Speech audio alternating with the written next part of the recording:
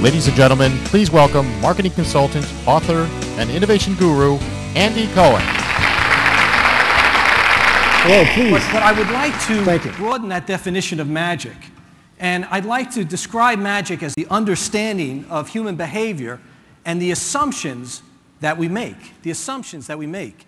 And a magician's goal is to get you, or by understanding those assumptions, to get you to follow particular assumptions which lead you away from the secret of the trick. And that is called misdirection. Let me demonstrate. This is a typical sleight of hand in which the magician knows that most people will assume that the coin is in the right hand. In the right hand. But what if you were to challenge that assumption? What if you were to follow the other hand? Well, you would discover two things. You would discover, one, that the coin is not in the right hand.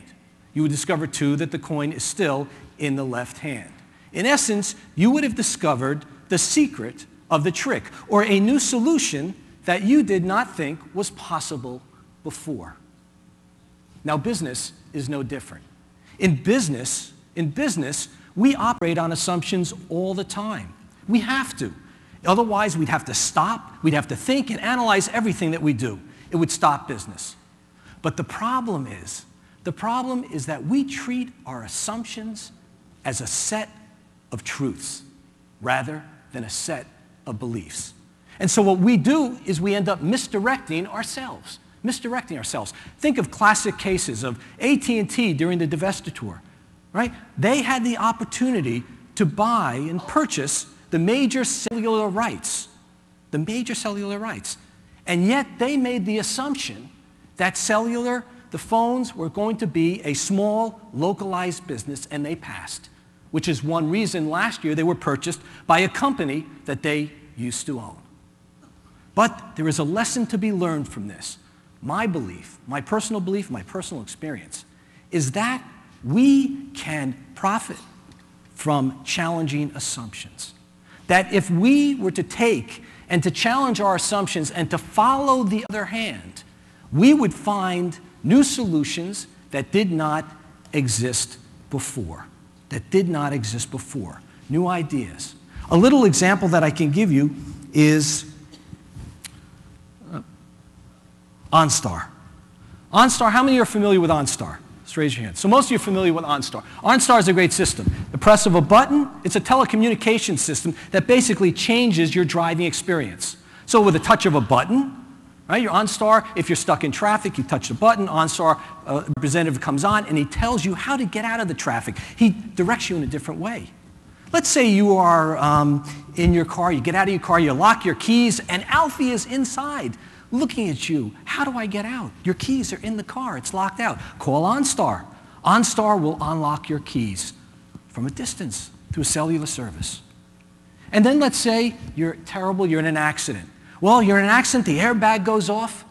Right away, someone from OnStar calls into your car, Mr. Cohen, are you okay? If you do not respond, within 15 seconds, they are calling the ambulance and the police, and help is on the way. This is a system that saves lives, and yet it almost never happened because one incident. They made an assumption.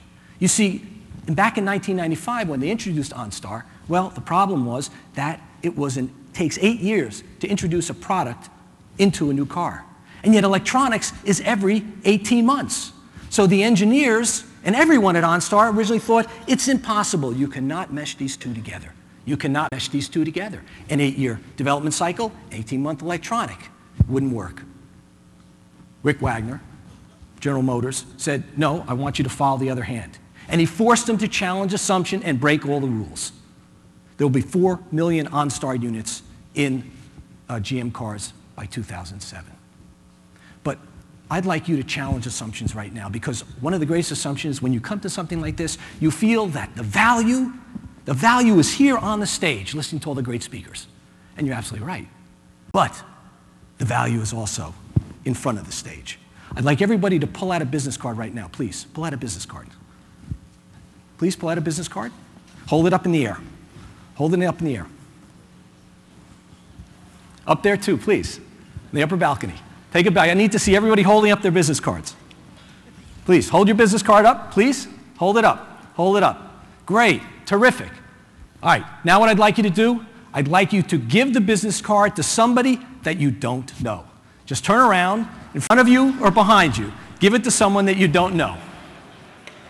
I want you to challenge the assumption, because I promise you that during the break, or possibly they're not doing anything for lunch, you can see if they're busy, if they'd like to get together, you will find a new opportunity and a new solution through that individual that didn't exist before. I'll be back later to tell you the secret of all of magic and all of business. Have a great lunch.